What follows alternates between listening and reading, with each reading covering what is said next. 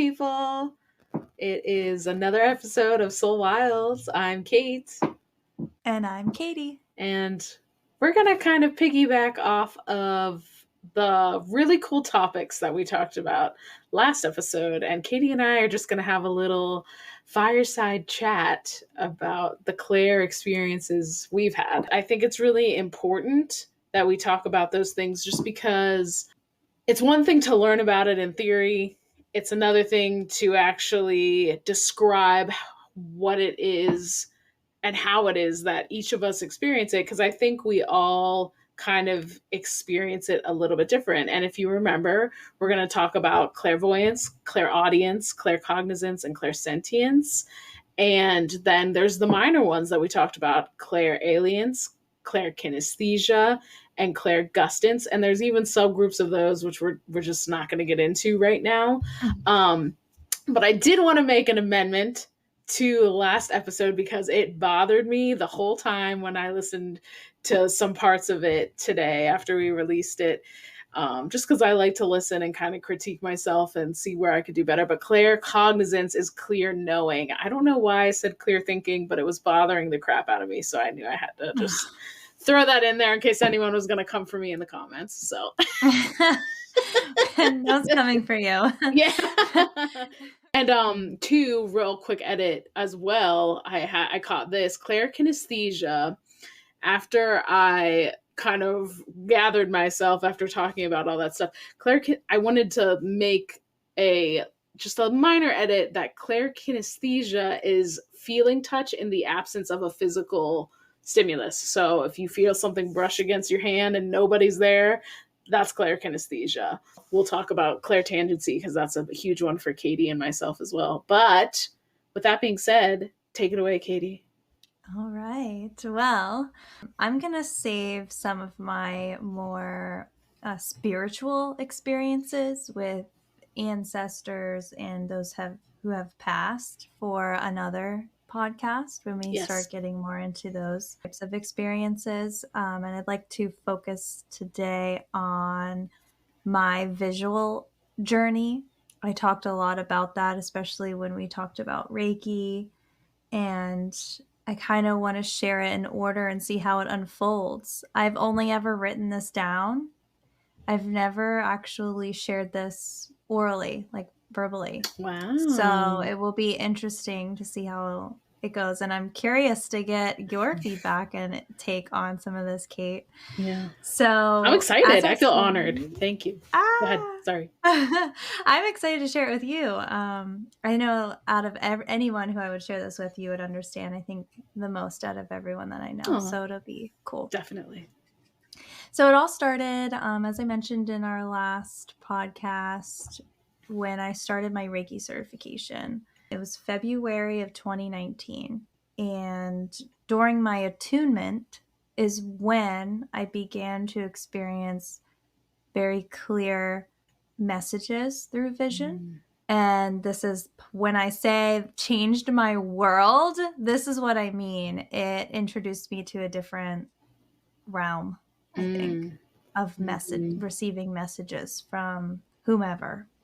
So during my attunement, I had a very vivid, colorful vision of a baby deer in the woods. I know it was a baby because it was still spotted, and it was curled up, nestled under a tree in some brush. Not afraid, nothing, like no bad feelings, no bad vibes, but alone, curled up and comfy.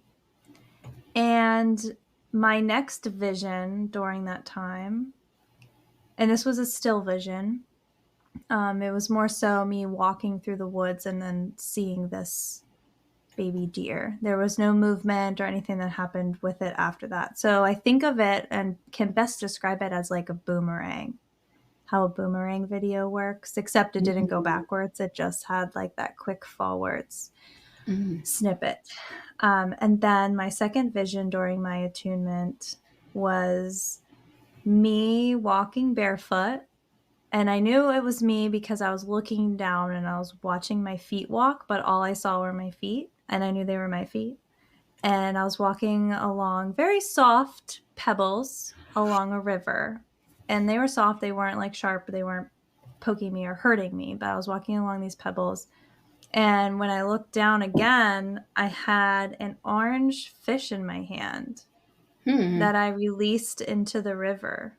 I don't know where it came from, but I released this orange fish into the stream that I was walking along with both of my hands.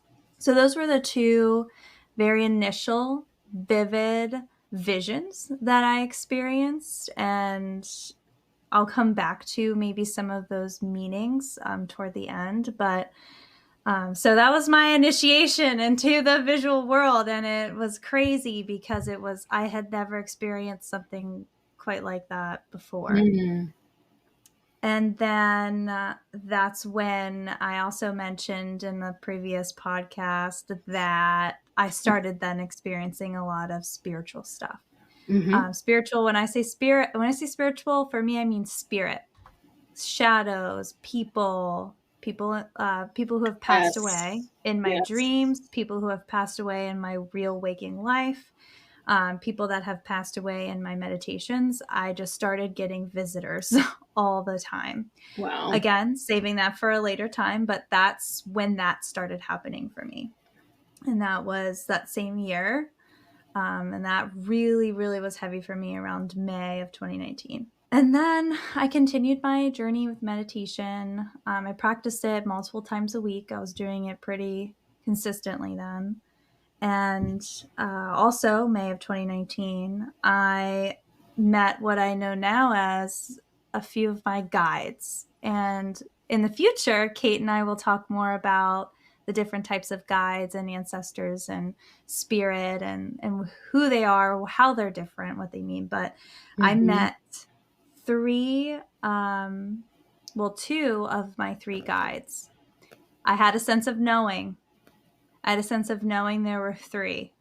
There was no signs, visions, or anything telling me there were three specific guides throughout my journey, but I just knew. I don't know how else to explain it. So a sense of knowing. And feel free to jump in, Kate. That's Clair, sense of knowing. Claircognizance.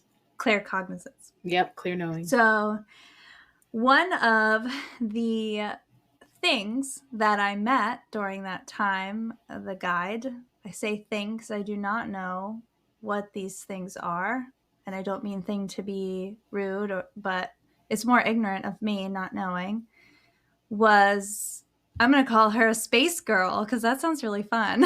But Star girl. Yeah, and I did my best actually I should have brought it over here. I have a drawing of her. I'm trying to put everything into artwork, all these visions that I've had. But so She's she a wonderful was, artist, by the way. I have a lot to learn. Of course. So but thank you. She was fully naked, just floating in space with very long, dark, I think black hair, but hard to tell when there's no light. Wow. But very long hair. And I knew it was space because it looked like space with the blues, the blacks, the purples, the stars in the background. And her hair was like floating. It wasn't like flat. So it was some space girl. And she was beautiful. Her eyes were really big, huge eyes, and she had very, very long legs compared to her torso. And those are the features I remember the most. Interesting. And then, and part of me after that was like, am I envisioning like what I wish I looked like? Because if anyone who actually knows me, I have very short legs. I am very petite, especially my thighs. And boy, if they were long like that, I would be living the best life. But yeah, so that was her. She didn't say anything. We didn't communicate. I just saw her. It's like I met her. It was like a greeting. Yes. It was like, I'm here. Yeah. It was calming. And then the second guide that I met, I was walking into the woods and there was this cute little cottage, and out walked this woman. I'm going to say woman. She looked like a woman, but I don't get the sense that these were people or, Mm. human. They just didn't Mm. feel human to me, whatever these Yeah. things were. They were in a form that you She, would recognize, essentially. yes, exactly. In a form of parts of myself that I have, I think. And I think they're parts of me in a way. Mm. But anyway, so she had very long blonde dreads. And I'm like here for that. I was like, yes, girl, take me to your cottage. I love the dreads. So she had long blonde dreads and she was just very, I guess, hippie, if you will. Yeah.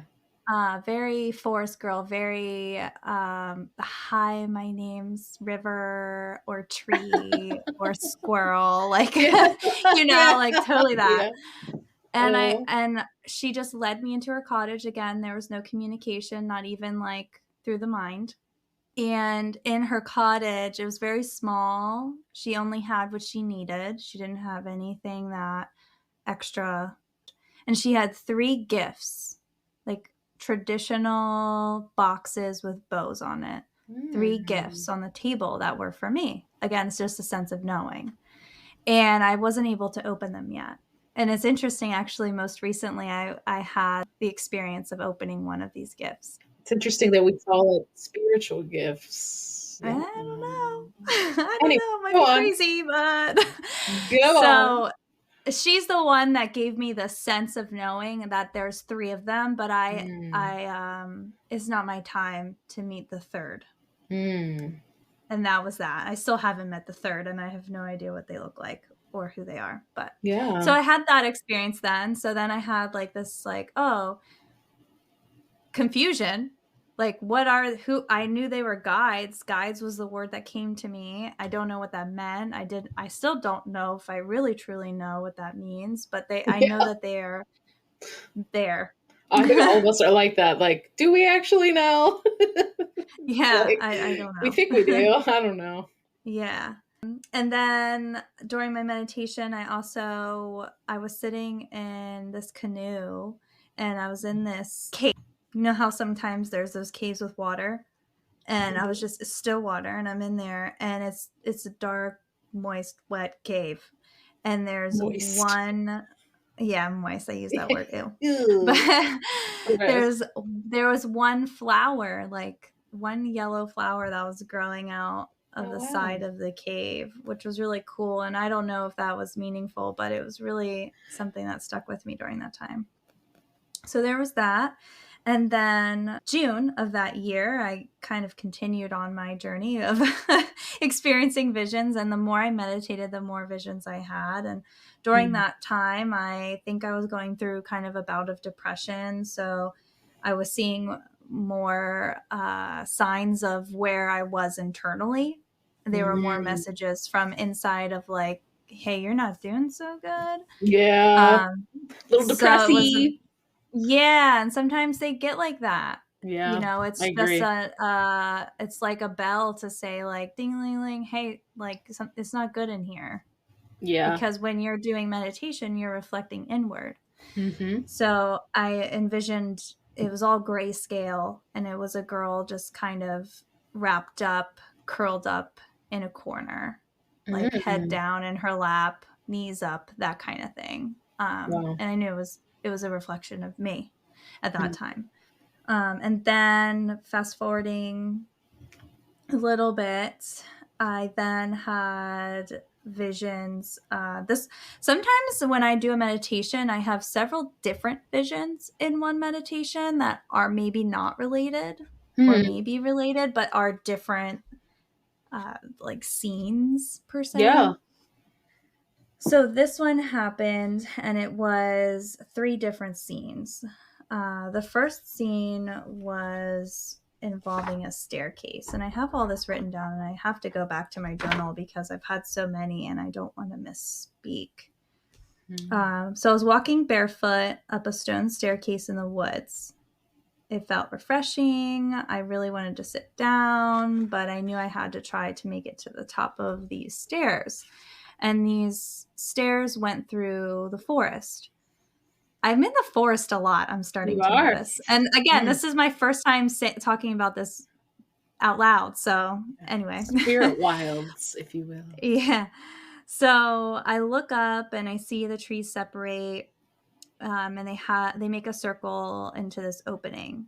And in this opening is a bright yellow and orange sun, which is illuminating the space. And I close my eyes and I feel my body absorb the warmth, and I feel bliss.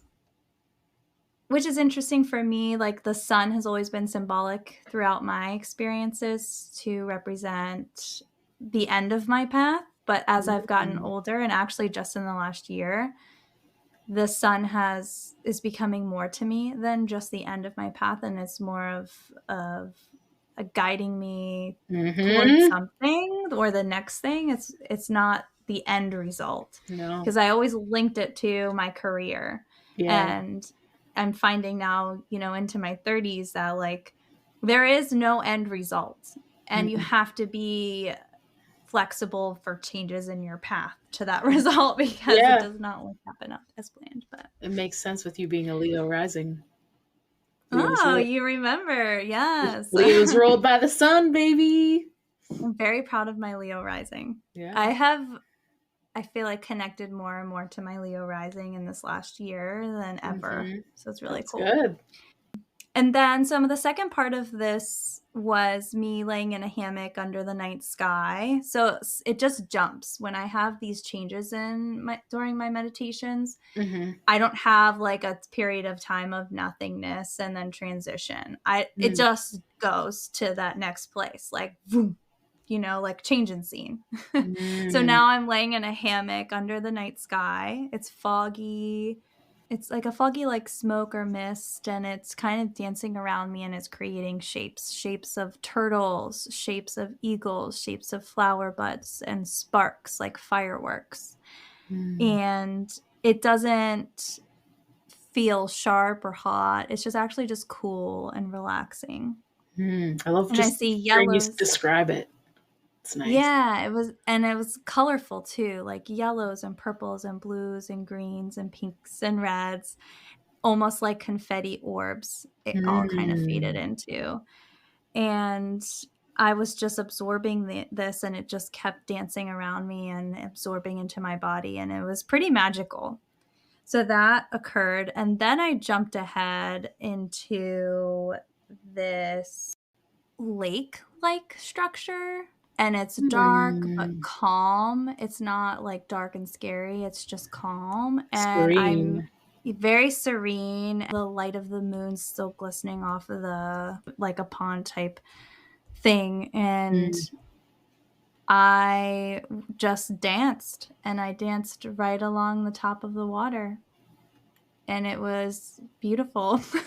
That's cool. So this was a really good meditation. It was just very healing and very light, and just very, I don't know, it was really cool. Even just reading some of it out right now, or like to myself, and then trying to translate it quickly, like it makes me just feel good. So that was a good one, which is interesting because it was right after that one of like darkness, of depression. So I don't know, might be crazy, but and then from there, I was continuing my dance, actually still in the same meditation. Sorry, there's one more part of this. And all of a sudden I do a spin and I'm on sand instead of water. And it's not hot or uncomfortable, but I'm dancing along sand, and someone joins me in my dance, and I push them away, and I keep dancing on my own. So that was the end of the meditation for that time. And yeah, so that happened. You're smiling. I know you're like interpreting the shit out of this. No one's really watching this, but I just gave her a look. If that doesn't translate. Yeah. Oh my gosh. Who was I with in 2019? Gave me like little chills. It was beautiful. That's cool. So 2019 was like the year that all of this like transpired from that. Because of that Reiki experience. Yeah, Reiki opens you up. Yeah. My third eye, man. Yeah. And then July came, and July, I had a meditation, and not every meditation takes me somewhere. Sometimes it really is just like dead space. I Yeah. find dead space, and it's so great when that happens, but I don't have visions every single time, but I do a lot. I also Yeah. dream a lot too, but And you're gonna write down the ones where you have the visions. Like, come on, yes, you have to. I Yeah. have. Oh my gosh. I'm so happy that over all these years that I've written every detail down because Yeah. it's really cool. So July, this one becomes a little bit dark, but interesting. I have another water experience where I'm swimming, and I'm swimming. It is a river, but it's one of those like wider rivers where you have a lot more space to kind of go around. It's warm, it's quiet, it's calm. I'm alone. I admire the beauty of the water. I admire the weeping willow trees near me, pink and white flowers, very, very deep green leaves. I just continue on my swim, and something is glistening at the bottom of this river that catches my eye. I then had a moment of out of body experience where I was watching myself instead of being myself in that moment, where I started to watch myself drown. Interesting. And from above, at the bottom, I could see right to the bottom of this river, and it was very clear, and there were lots of colored pebbles on the ground, and there was a gate at the bottom. This gate that laid on top of this, like a hole, like you would think you would find treasure or something like that, or like imagine the grates you see on the ground that water collects off the street. It was like that, but bigger in scale under this river. I am drowning, but I'm not panicking, and I'm watching myself, Okay. and I sink to the bottom, and then now I'm myself again. And so I don't know why I had to have that transition, but I did. So I'm at the bottom now of this river, and I approach this grate, and inside are tons of knives that are stabbed into the bottom of the riverbed under the grate. So there was the grate, there was space, and then there were knives. And the soil was soft. Again, it was calm. It wasn't scary by any means. And I just float there. I'm afraid of opening the grate and polluting the water with all of the garbage. There was also garbage down there and the knives. So I kind of had this moment of contemplation on, do I get all this stuff out of here or do I leave it? I think ultimately I decided to leave it. And then I kind of moved on, and I came out of the meditation. I'm sure there's like more details in my description, but that's the gist of it. But it was really interesting. I don't know what that was trying to tell me, but that happened.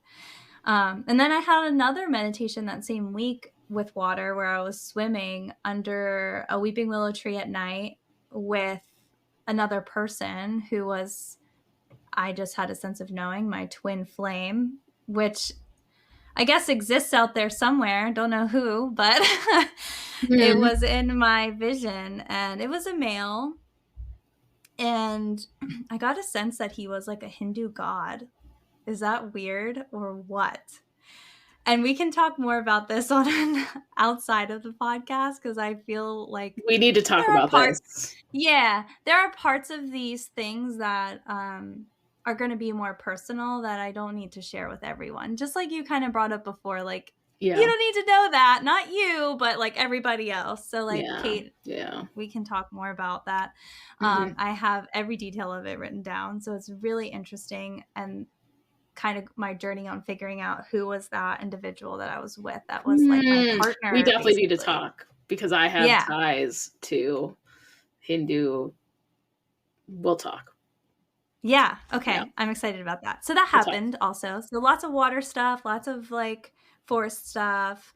so far. And at the end of 2019, I had another experience with water where I was in a canoe again. Mm. I was in the canoe, and I was along this river, and it was pretty windy. It was a windy day, and it was one of those kind of long, skinny, moderately fast-moving rivers, not rapids, but flowing, like going somewhere. So I'm sitting in this river, and I'm having feelings of fear, feelings of sadness, and feelings of being alone. I turn around to see if there was someone in the canoe with me, and there was not. It was empty. It was just me all by myself. That sense of aloneness was really intense, and that's something that I really remembered coming out of this meditation.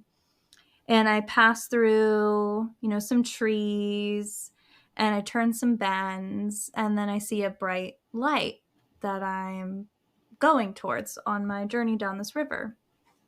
And looking toward this light, I start to notice people on the banks.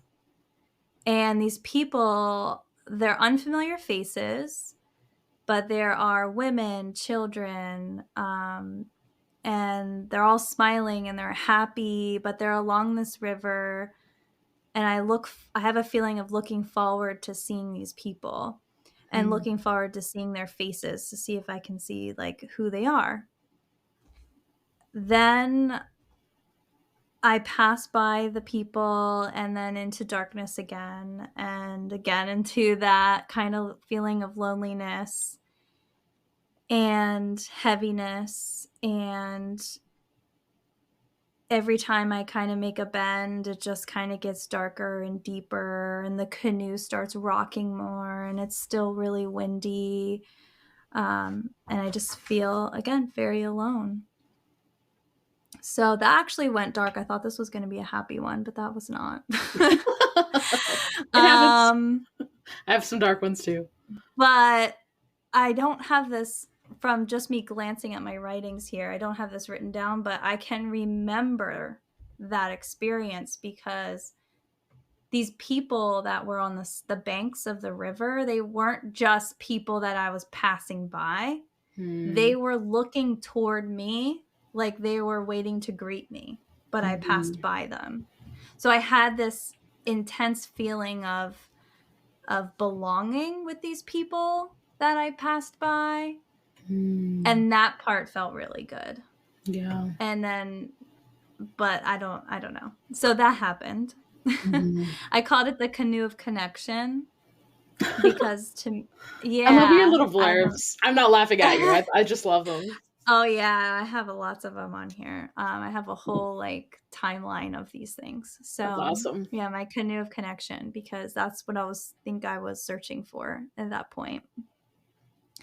And yeah, so then I don't have another meditation experience or visual experience until almost a year later. Oh, wow. So now I'm in May 2020.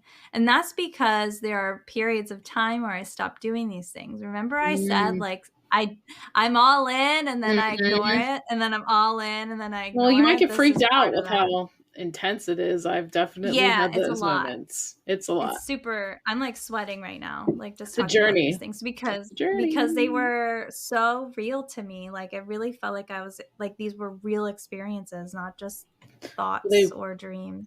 They were real experiences. Yeah. Well, yeah. So in May of 2020, my note is ripping dark veil of universe for light.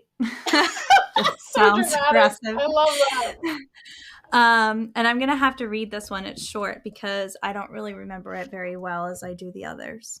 That's amazing.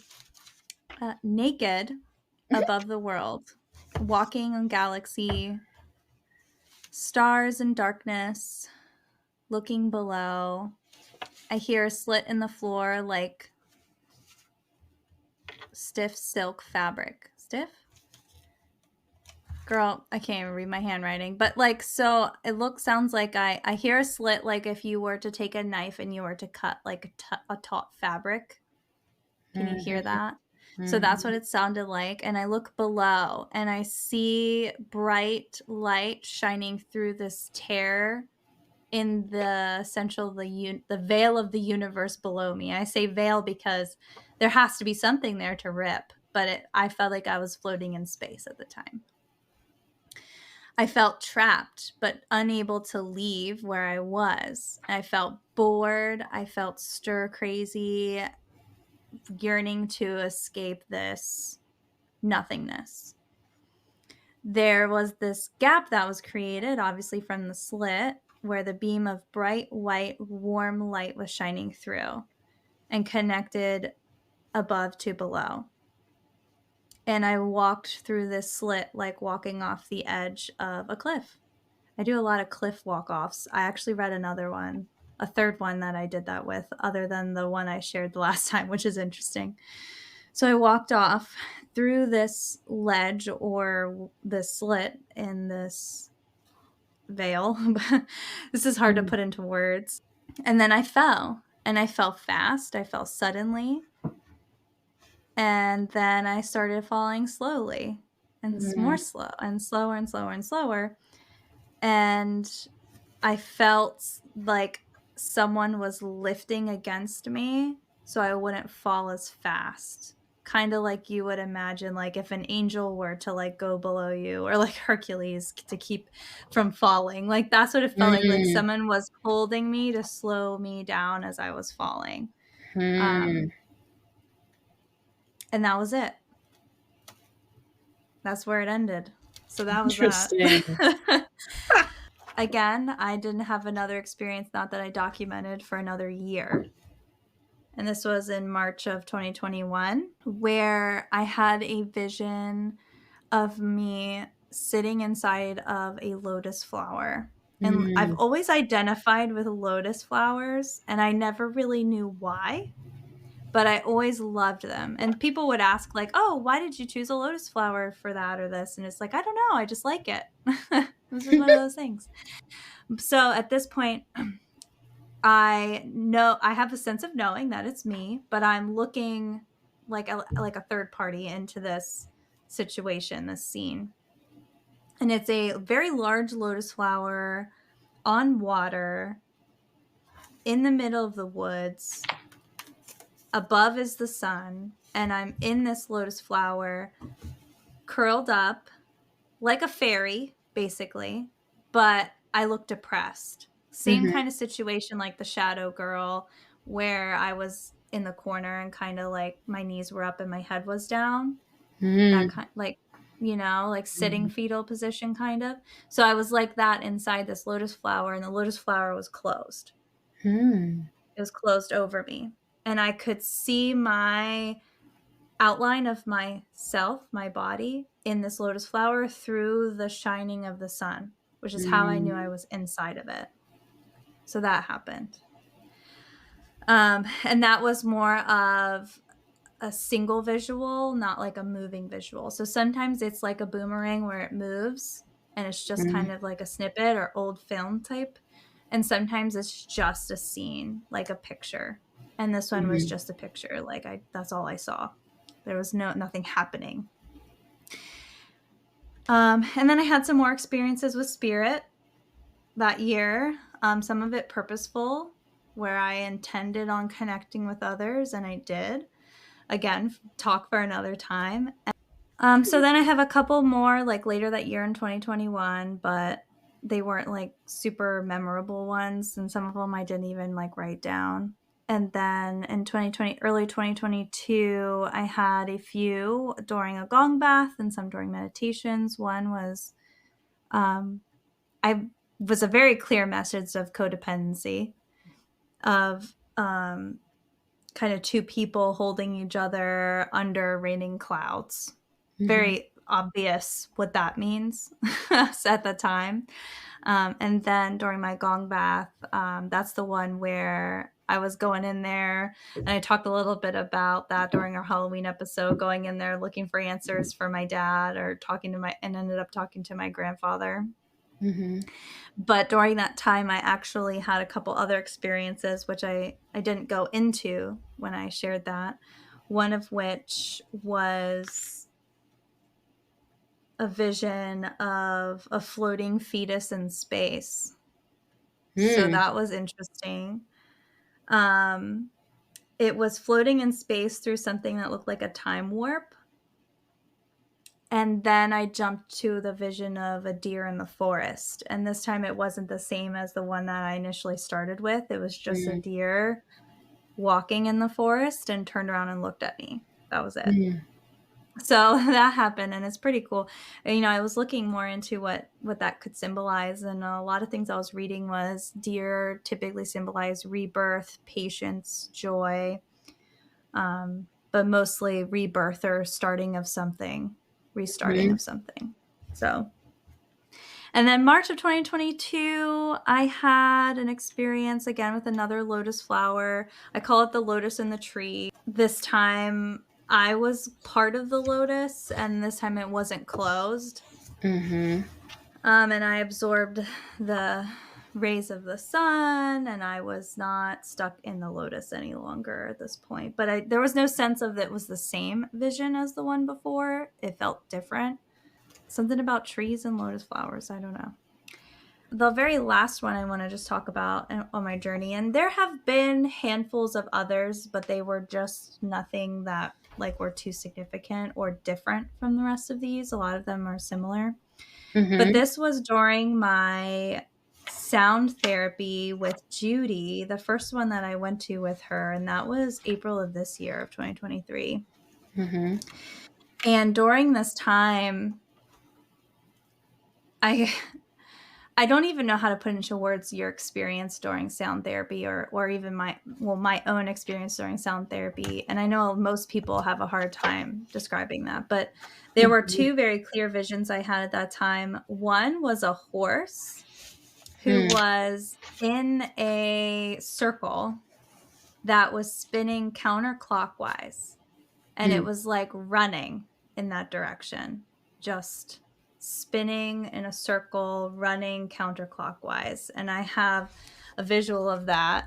I don't know if you can see. Yeah, I think That's you what it showed this looked to like. me. Yeah. I might have, yeah. Yeah. And then also a roaring lion, but nothing scary. It was like a release. It was like, I'm here, I'm powerful, but I'm also loving and caring and warm. And it was just brightness and bright colors and roaring. Yeah. So that was my last one. And then outside, so a lot of these are visions. And I always say I'm a visual person, and you'll get tired of hearing me say that, but I really am. Some other things I've experienced, a lot of things with touch. I talked briefly about what that feels like for me during Reiki sessions. When I focus on it and I open myself up to the Reiki funnel, which it's just like tarot in the way of I'm very intentional about that, and I open and close it when I use it. I don't have it on all the time. So then when I'm feeling auras or I'm feeling for energy balance during that time, I get sensations in my hands, and it links to a visual for me. But really it's coming from that sensation of what does this feel like to me?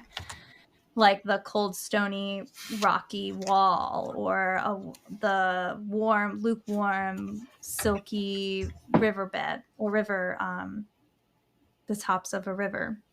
So those are just some things. I mean, some people feel like different types of air, cool air, warm air, thick air, light air.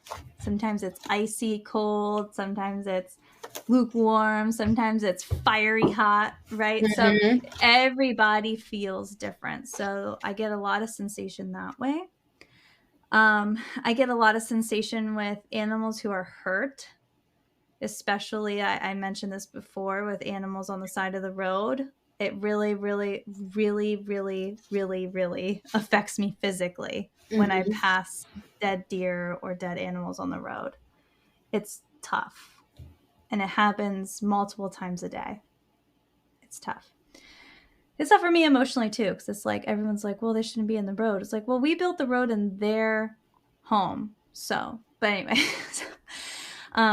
And then some other things I've picked up on, and I just get a general sense of energy, especially areas Like, I recently drove to New York and back to visit my brother, and I drove through some cool looking towns, some very old looking towns, some abandoned areas, some scary towns. And during that time, I definitely got vibes, feelings of like, ooh, there's some fun like spiritual activity happening here. I want to, check out.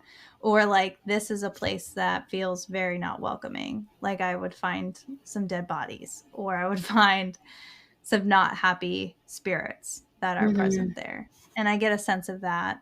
One time I was in Gettysburg and I got that sense. Gettysburg has a lot going on. And in general, I didn't really have too much interference, honestly, when I was there. And I've been there a few times. But there was this one spot that felt like it was just luring me there. Yeah. And and not in a good way.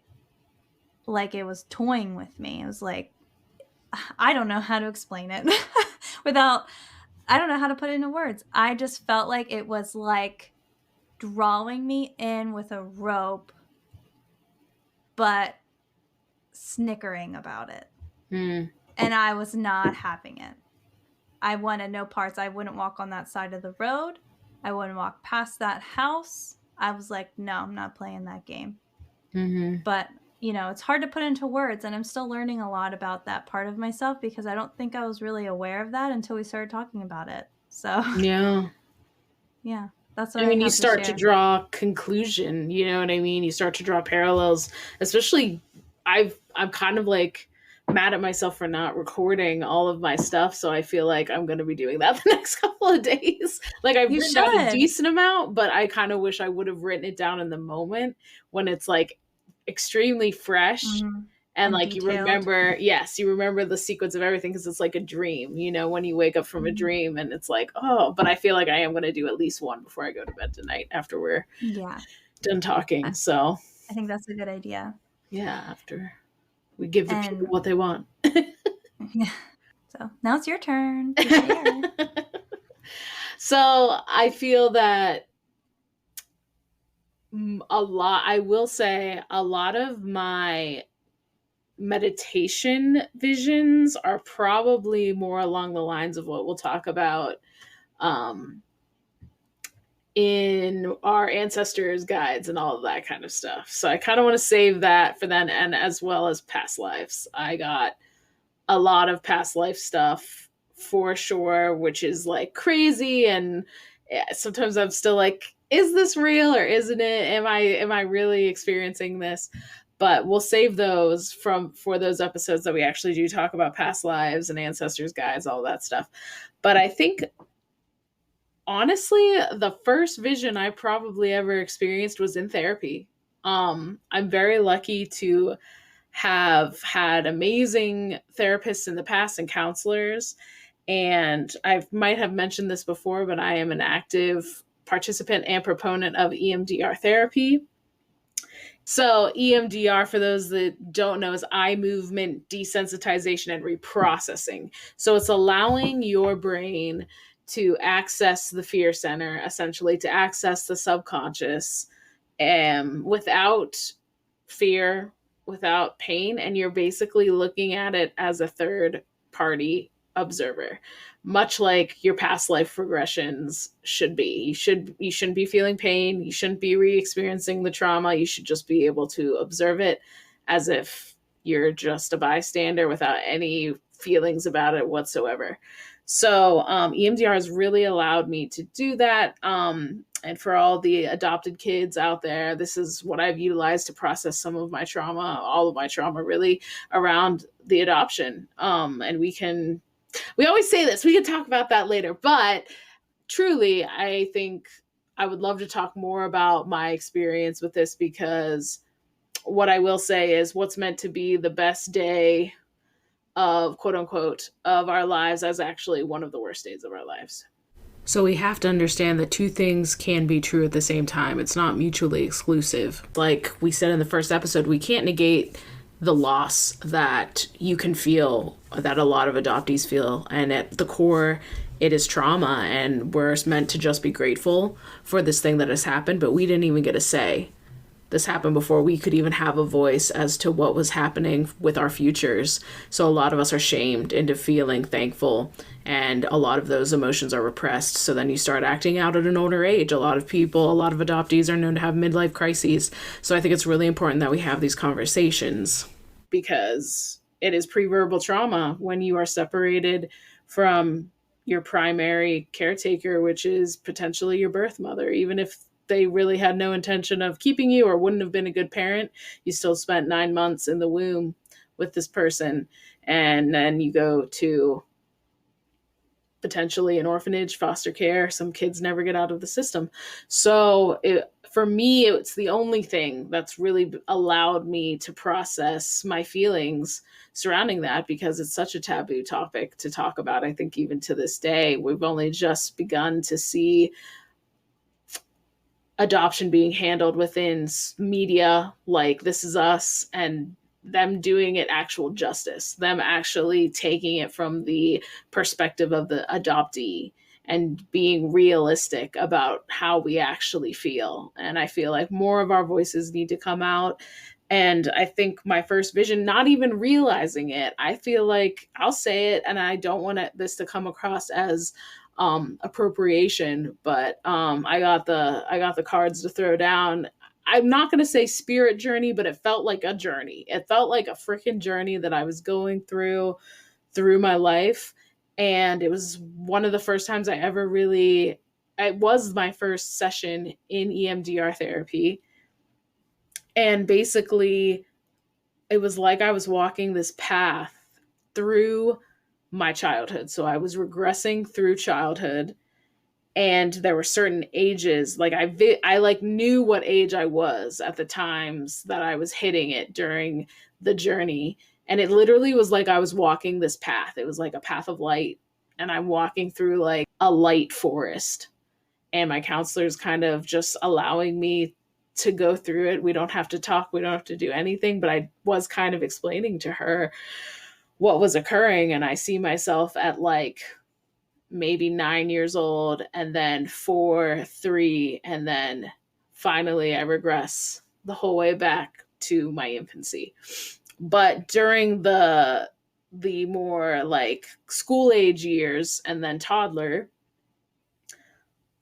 I like went into a river essentially at one point when I was 9. It was like I was floating in a river, and there was like a connection that I had to sustenance and myself and my right to like take in food and feed myself. My relationship to the feminine, to the mother, was also addressed. There was like, I literally saw a woman, but it didn't look like the mother that I knew. It was just this woman with like long brown hair, and she was like very gentle. Then I regressed to ages 4 and 3, and those were more of like, at the time I didn't know it, but they were definitely more of a stoic. Because when I look at pictures of me as a child, I feel like there is obviously a sense of innocence, but then I like look into my eyes and there is this sense of, I feel like I'm looking at an adult. I feel like I'm looking at someone who like their soul is older than they are, and like they're tired. That's how I feel. I'm much Oh older my than I gosh. look sometimes. And I saw myself at those ages, and they served a purpose, and they were there to protect me at a young age, right? And finally, as I kind of go through those stages, I come to a path and I go upwards. And this, again, it's like this path of light. And I come to this room with a metal door that's like barely open a crack. And somehow I'm formless essentially. So I slide through, like I described to her, I was like, I slither through like a snake, which is odd because snakes are a huge deal for me. There's a lot of imagery of snakes Hmm. we'll talk about later. And on the tattoo Ooh. I have, yeah, serpent, you could say. And I go into this room, and it is wallless, but you can tell that it still occupies space and there's still boundaries, but there isn't boundaries to this room, and it's white. It's completely white and it's completely bright. And in the center, I hear crying, and I walk over and I'll get emotional. I get emotional every single time. And I see myself as a baby, and I'm in this like formless bassinet. And at this point, my counselor's talking to me, and she's like, "Well, what's going on?" And I'm like, "She's crying. I knew it was me. It looked like me as a baby." And she was like, "Well, why don't you pick her up?" So I literally pick up myself as an infant and I soothe her, which I feel like I had been needing. At that point, I was 26. For 26 years of my life, there was this crying infant inside of me that needed love. Not that I wasn't loved, but by myself. It needed to be loved by me, and it needed to know that I'm here to keep myself safe, and I'm here to assert myself and like go to bat for myself, because I feel like up until then I had never stood up for myself. I never really liked myself very much. So my counselor basically asked me at that point, when I was holding myself as an infant, what can you offer her? And when you're in EMDR, I don't want to say it's like hypnosis, but you are in this liminal state of like you're aware of what's happening, but again, there's no attachment to it. It was like an instantaneous reply where I was like unconditional love. And it was at that point where I had a vision within the vision, and I saw the universe or like a supernova, and it was just like this all encompassing, all expansive, unconditional love. And I think it's the thing that we all feel when we pass. All of the things fade away, all of it, all of the human worries, the needs, and it's just love that you feel. And up until that point, I had never really loved myself that much. I had never really been able to offer myself that. And I had this crying infant inside of me, basically underneath everything else, that just needed myself to validate and love. And it was so profound, and it was like the catharsis that I needed at that time in my life. And it really jump started everything. I think it jump started me singing my wounding. It jump started me realizing to be in a good relationship, I needed to handle this stuff. I needed to handle these wounds that I didn't even know I had. And so EMDR has done like crazy things for me. And one of them I think is opening up my senses, opening up potentially my spiritual gifts, because I feel like that they open up if they're a little dormant, they'll open up when you start healing. So I think it was like super important to go through that experience. And I was really thankful to have found that particular licensed therapist to work with. And that was in 2016 because I was 26. And I just felt like, I feel like I really started to like look at my life very differently. And I've continued on with EMDR, and we'll talk about this at another time. But I've continued, like I've said, I've continued on with it, and I've had multiple other, at least 3 or 4 other experiences where I found myself in that room again. I'm having experiences to the point where I witnessed potentially what went down the day I was born. And in that moment, my therapist was like corroborating what was happening. There was something happening in the session, and she was like, you either, it was either one thing or the other, and the other thing was a vision. So to have a therapist being like, yeah, it's a real phenomenon. It's a real thing. Our brains are doing something that hopefully one day we can measure. Our brains are going somewhere. Our consciousness is going somewhere, and we're accessing a part of the human mind that not everyone can or is willing to access. And I think it's very powerful to like acknowledge that there are parts of our experience that you just can't necessarily put words to and or quantify or qualify. It can only be felt, and you can choose to believe or not. But definitely, like I said, continued on throughout chiropractic school with EMDR, and then took a break after I graduated, and then I re-entered therapy upon COVID 2020. Um, and that's when things really started to take a turn. That's when things really started kicking up. Um, at this point, I had been in my first job for at least 3 years, and it was like feeling more and more like I don't know if like I can do this.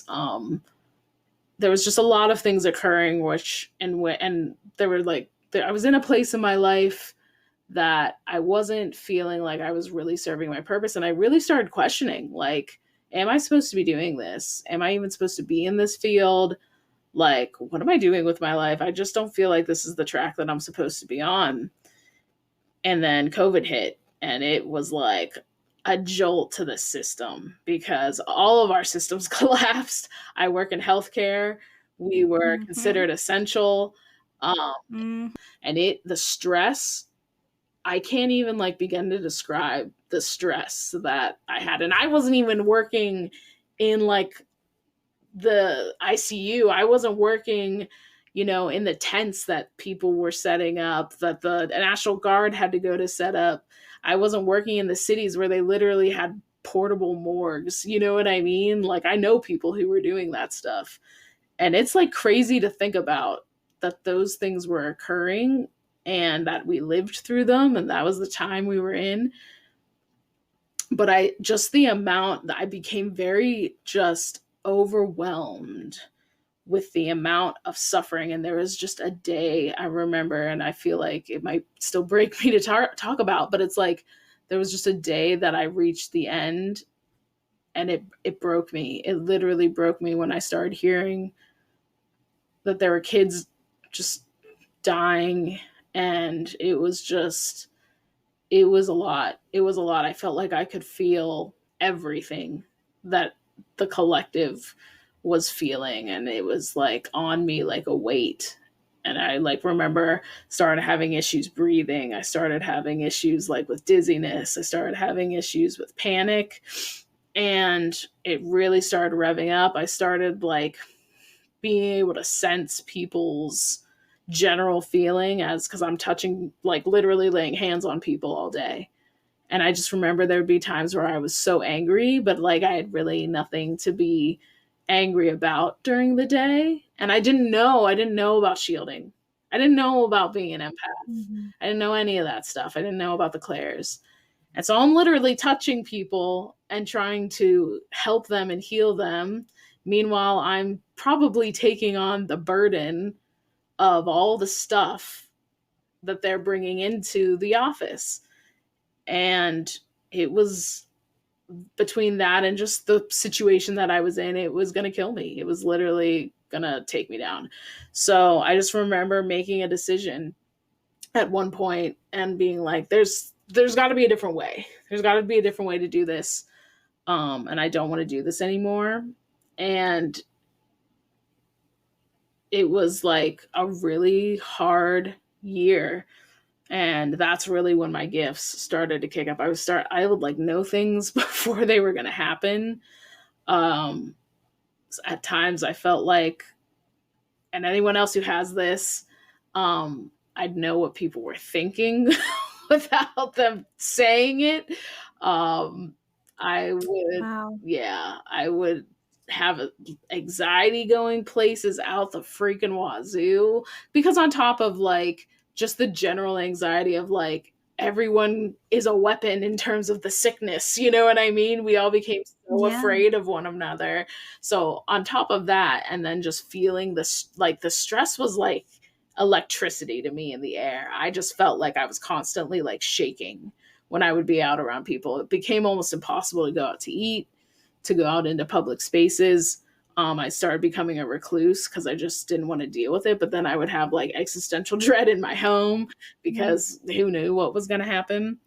And And it's one thing, like, we felt scared of this, but speaking from my standpoint, and I feel like maybe you can relate to this, yeah, it was a time where we felt responsible for other people's well-being, Yes. because if we got COVID, we could give it to someone we know that Yes. was maybe More vulnerable.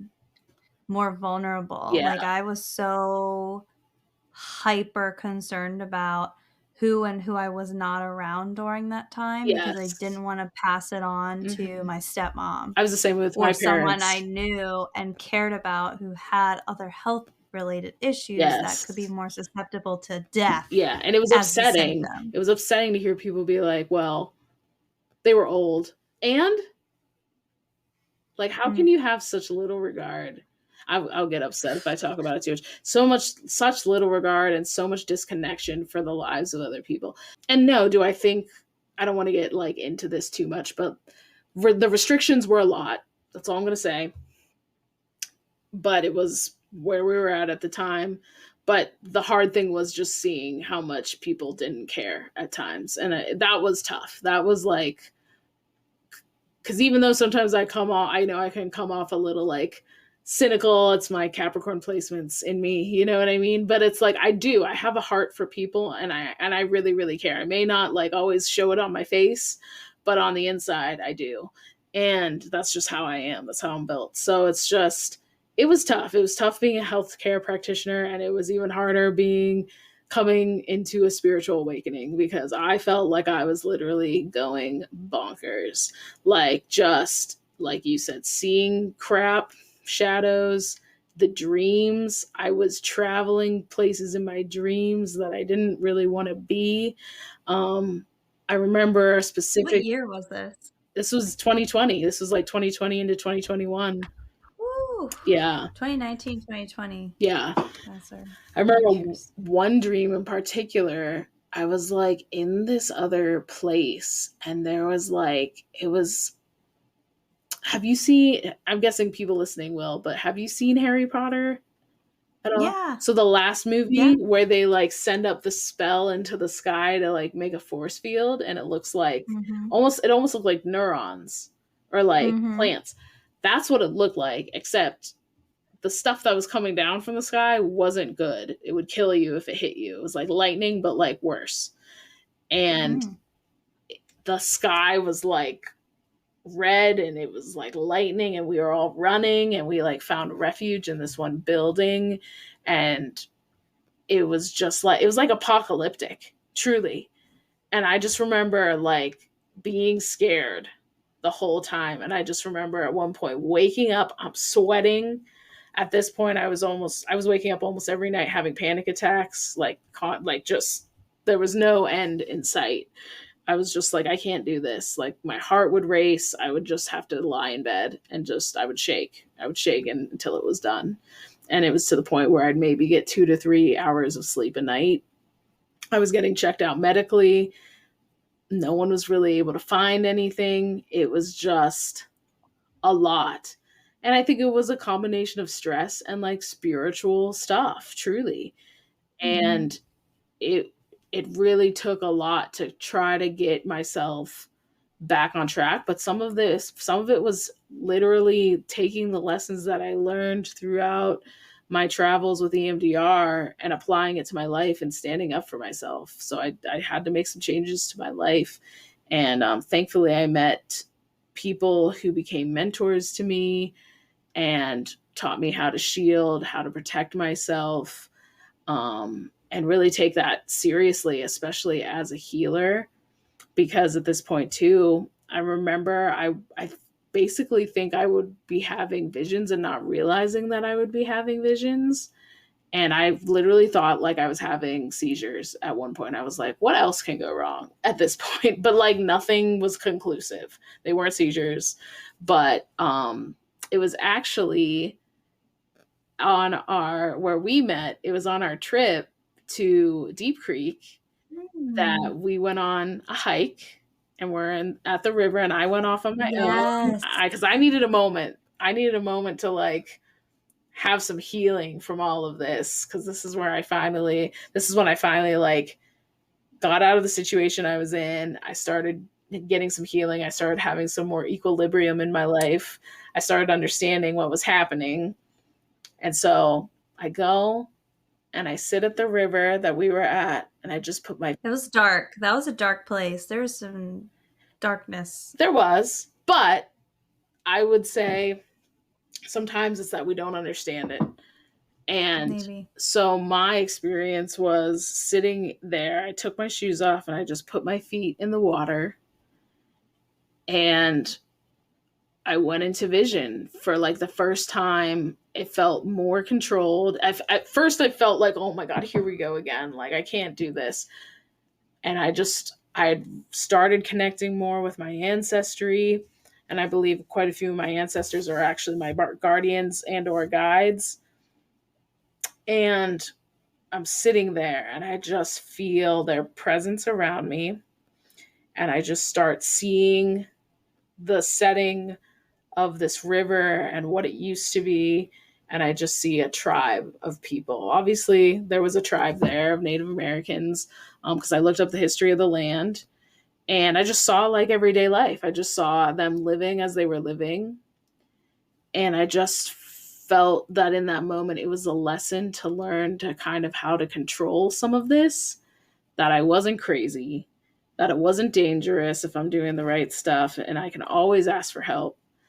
And for me, I feel I have the Clair kinesthesia, and I just felt like hands on my shoulders, all around me, on my head, just grounding me and just being like, it's cool. It's like okay to be here on earth experiencing this. Nothing's going to happen to you. And yeah, on that hike, I definitely saw some stuff. There's stuff that happened there. I mean, let's face it, that's the history of this nation. You know, it was a perfect spot if you really wanted to ambush somebody, whether it was warring tribes, whether it was when like colonization came. Yeah, I mean, that's the nature of the history. So there definitely was some stuff, and maybe some spirits who weren't very happy. And when you have abilities, you shine like a beacon and they are like coming towards you. You know what I mean? But that's when, you know, in one of our first episodes, I talked about the land. What it's important to know what happens on the land, because then we can approach it with an open mind and reverence for whatever might be there, because there may have been protections put on the land and they want it preserved. They don't want people to come and abuse it. And sometimes you get kind of the nastier side of it. It doesn't necessarily mean it's evil. It might be there for a purpose, or there might have been something really messed up that happened. But for me, I took away from that experience like, this is real and I can actually control it. So from there, I kind of started not being afraid of it. I really delved into doing like just daily spiritual maintenance on myself. I looked into Reiki, and that's why I first became certified and became a master. And because I wanted to learn how to help people in that way. And I also wanted to learn how to help myself and gain more of an understanding of where this is coming from. And that's why I also started really diving into my ancestry, because I do have indigenous ancestry in Central America, and to understand what they might have used in their belief system and their deities. And also finding out I had ancestry from a couple different nations in Africa, and understanding what those people have been through and what they're bringing to the table. It like just became a very integral part of my journey to understanding my actual abilities. It's actually been the one thing that has grounded me throughout all of the development that I've experienced. And it's helped me not to be afraid, and gain a better understanding of how I can use these gifts to help people.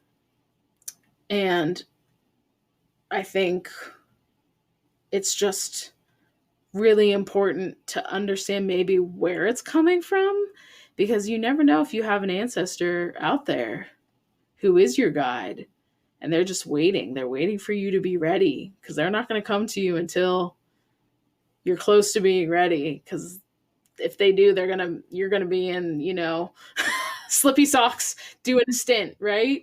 And I don't say that to make fun of anyone who's done that, but it's true. Like, let's face it, anyone would think that they're going insane if you saw something that you weren't ready for, right? I would not have been ready for this 10 years ago. I would have been like, I do not have time. I am Christian. Like, get out of here. Get thee away from me, Satan. You know what I mean? I never would have accepted it, Oh, yeah.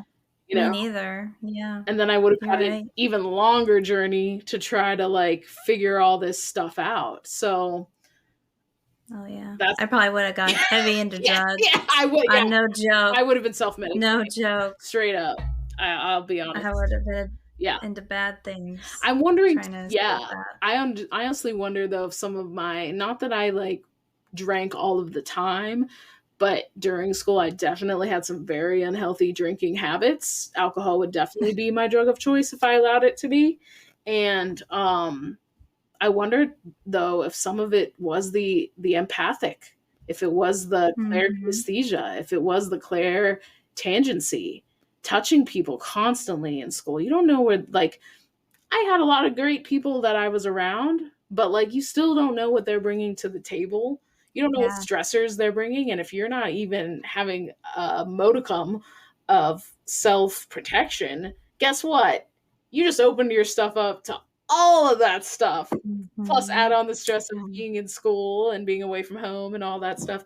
So it's interesting now that we're talking about this. It's like making a lot of sense to me. Yeah. I would have just moods that would be up and down. I don't have a mood disorder. And it would just be like, why do I feel sad today in class? And I would just let it pass. Or why am I so angry today? I don't have anything to be angry about. And I remember when I started kind of learning about that stuff, I now ask it to go away. I'm like, if this isn't mine, you need to leave. I don't need to be absorbing anyone else's stuff. And I would say my life is much smoother. I really, my moods do not fluctuate.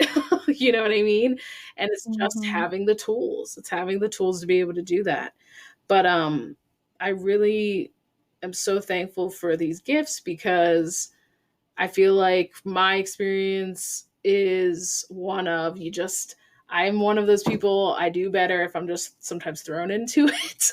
And that way I can't think about it and I just do. Because if I think about it too much, it will never happen. So thankfully, I've been really lucky to meet people along my path who have guided me so much and who have helped me develop some, I guess I'm more comfortable saying mediumship and my psychic gifts. So I think it's, if you have those things, you can use them to help others. There are people out there who become police officers and detectives and they help solve crimes, you know, and they try to develop their skills and they have to know when it's appropriate to share what they can do, but they can help people. They can find people. I knew someone in college who was murdered probably a couple years after us graduating, and her murder to this day is still unsolved.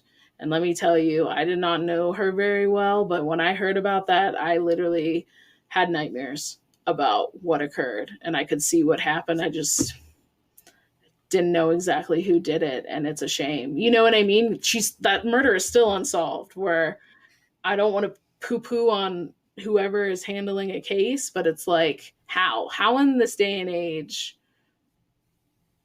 And so then you think, but that's kind of the downside to some of this, where you see some of the more unsavory things, or you shake somebody's hand and you see everything that they've done, right? And it's not good. And it's like, can't really tell anyone because they never got caught doing what they do. Yeah. Or you just have a sense of someone's not good, but you still got to treat them like a person because they are a very flawed and sometimes evil person. So there are definite downsides to clairtangency. There are definite downsides of psychometry. Like you said, it's like a constant thing sometimes when you're in a building where weird stuff has happened, and guess what? You're seeing all of it. But I don't think I'd trade it, because I think it makes me a better practitioner. It helps me connect to people in a different way. And it's brought me some very beautiful journeys, some very beautiful moments in my life of clarity. And I got to feel the love of the universe. I'm not dead yet. Yeah. How many people can say that? it's like a closer understanding to the bigger picture, the ultimate Yes. purpose, Yes. the the connectedness. Yes. The synergy. It makes you feel a little bit closer to starting to understand Life. Although I do believe that we will never truly understand until we're there. We're there. We won't. And I'm excited, honestly. And that's the biggest thing that's turned around for me. I had a lot of death anxiety during the time I described in 2020. It really made me confront mortality, which I feel like I needed to do. I had a vision the one night I remember because I was just like crying out for help. It was part of the panic attacks. I would just have these panic attacks of like dying and time goes on and what does it all mean? And what if there's nothing on the other side? Or what if it's like really painful or like this or that? All these fears we have surrounding death because we don't talk about it. And I just remember I did this guided meditation.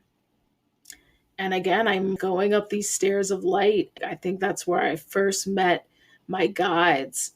I first at least had like cognizance of them, or that something was on the other side that wasn't terrifying, that they're waiting. They're going to be there to see me. It's not what we think it is. It's not something to be feared, especially if we're doing the best we can and hopefully having a positive presence in the world, putting more love out there. Hopefully that's what most of us can do. And if we believe in past lives, we keep coming back until we hopefully learn. Because I know I've done some messed up stuff in the past. Just in this life, I've done some messed up stuff. So let alone other lives, if we are to talk about past lives. And I just feel that I'm excited. I'm excited to like finally understand. So it's funny where I was in 2016. Why did I have to go through this? If I had to do it all over again, I would still have it happen the exact same way because it's given me such a deeper understanding of what it means to be a flawed, beautiful human. And sometimes it's those wounds that allow you to do and have the biggest capacity to heal, because without my wounds I wouldn't know what that would be like. And it gets me all choked up. It does. And it just helps me connect to people in their most vulnerable places at times. And that's a beautiful thing, because I don't think we're very good in our society at sitting with people in their vulnerability or in their pain. We want to distract. And it's like, no, that's not the way through. You got to feel it. And it sucks. But those are the times where I've gotten the most healing, is feeling the pain, feeling the shame, feeling the guilt, and then just letting it go. So if there's anything that my gifts have taught me, it's to just remain open. And at times the things we're most scared of are like the own projections of our fears in our mind that we have. It's not the boogeyman. It's not ghosts. It's us at times, right? And there's a lot to be said and to learn from the dead, and those who have passed on. They have a lot of knowledge and they have a lot of understanding. And those for our highest good just want to see us go forward. So I feel really, really lucky. And there's so many other stories, but I'll stop there. I can't wait to talk about past lives together. I think that's going to be so fun. That's been profound for sure. Yeah. It's been a while. Since we've both been able to investigate that. You probably a little bit more than I have, but it'll be fun to share that for sure. No, it's really cool. But yeah. That's the Clairs, you guys. Hard to describe. Yes. And nothing you could put into words will do it justice. But it's the closest we can get to. It's the closest. I truly think any person is capable of reaching some sort of Clair experience, gift, if you will, if you put the work into healing. Mm-hmm. And I think you're right in saying that you're thankful for some of the wounds that have led you to the path of healing, because you wouldn't have experienced any of this. Or understood or valued humanity itself in the way that you do today. And Yes. we have a lot more, I know for myself, especially, there's a lot more growth to still happen. And we are not at all in a place of, we have experienced all things and are No. now enlightened. We Yeah. are still, we are like knee deep in this. Like we Yeah. got a long Trudging way along. to tread. Yeah, Mhm. long, lots to do still. Yeah. But this is just the beginning of our journey, Yeah. and hopefully sharing that will encourage you to at least start touching on ways to where you can start healing yourself and your own wounds. Yeah. So And like we had said initially, like it wasn't spiritually bypassing how I got here, right? It's there was none of that for me. There was none of, oh well, I just need to feel better about it and look at the bigger picture.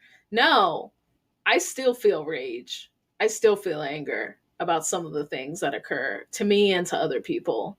And if you don't feel those things, it's going to be a lot harder to truly get to the healing. So again, don't misquote us. Like you got to go through those emotions. Those emotions are so valid, so necessary. If more people were able to just say, I'm angry and feel it, imagine where we would be. Imagine if we could just sit with each other and yeah, witness our sadness, our grief, our rage. The world, that's the key word, yeah, witness. yeah, Witness, because and that's such a big like thing to say, witness. yeah. So with that too, I mean, it's important to feel the feels. Mm-hmm. And it's important to acknowledge the feels rather than punish yourself for the feels. Exactly. But also, it's not good to sit Mm-hmm. and steep in the feels either. Yeah. So you have to find or practice finding a balance where it's where or what is this feeling coming from? Yeah. What about this disturbs me, bothers me? Mm-hmm. And find the root of that. Yes. And that's how you start to let go. Let go is not easy, but letting go is important. So finding those steps and practicing those steps of what part of me is bothered, Mm-hmm. and witnessing that feeling without steeping in it. Mm-hmm. And if you understand where it's coming from, and honestly, should most of the time be rooted in yourself, Mm-hmm. because we shouldn't really be putting our feelings onto other people, because who is that other person to control how I feel inside, Mm-hmm. right? Through whatever action, words, whatever. I mean, we are human, it affects us, Yeah. but we do not have to steep in that and Exactly. cause it to anxiety, depression, Yeah. and boil into things it doesn't need to That's the be. hard part. That's the Yeah. really hard part because that is Yeah. human to attribute something like that to someone else. And granted, it is important that people take responsibility if they hurt us, if they enact violence against us. Like all of those things are wrong. But it's equally as important for us to take ownership that a lot of times, sometimes our reactions is because that person is triggering something within us. And I'm an Aquarius rising and Aquarius North Node, and I am still on this journey of seeing the bigger picture and putting humanity first and tapping into the collective consciousness. It's really hard. It's really hard, but also a gift of Aquarius is being able to detach. So detachment is a huge tenet within Buddhism, within a lot of major world religions. And detachment is very, very hard because we are human and we want attachment. We want connection. So like you said, it's like that 50-50 balance. Some days I'm 70-30, some days I'm 90-10, other days I'm 50-50. So Mhm. it's It's not easy. it's just part of the journey and process and it sucks. Yeah. So continue to follow us along our journey over the Yeah. however much longer, and we'll be reporting in the next year or two Yeah. where we're at. Yeah. 10 years Yeah. maybe if we're still doing this. Some days it'll be good, some days it won't be pretty, but I'm thankful. That's for sure. I can finally say Yeah, that. But I had to do the other stuff first. And I still do. But we hit on a lot of things. we did. Yeah. Thank you so much Well, for thank you for sharing. sharing. Aw, We did. Oh, so cute. Jinx, you owe me Yes, a thank soda. you for sharing. Yeah. I think we both put ourselves in a very vulnerable position today. It was not easy to do because these things are very personal to Yeah. both of us. Mhm. So thank you for listening, and Kate, thank you for sharing. Thank you for sharing, Katie. I appreciate your willingness to go there. I held my breath a lot. I was sweating. I got indigestion. It was a lot. It was a lot. It was a lot. This was a journey. This whole podcast was a journey. So Yeah. we got through it, but we're Internet issues and everything. Woo, I we did it. have a lot of cuts to do, my friends. So. We're gonna get the story out though. But thank you all for tuning in. We are signing off from Soul Wilds. I am Kate, And I'm Katie. and see you next episode.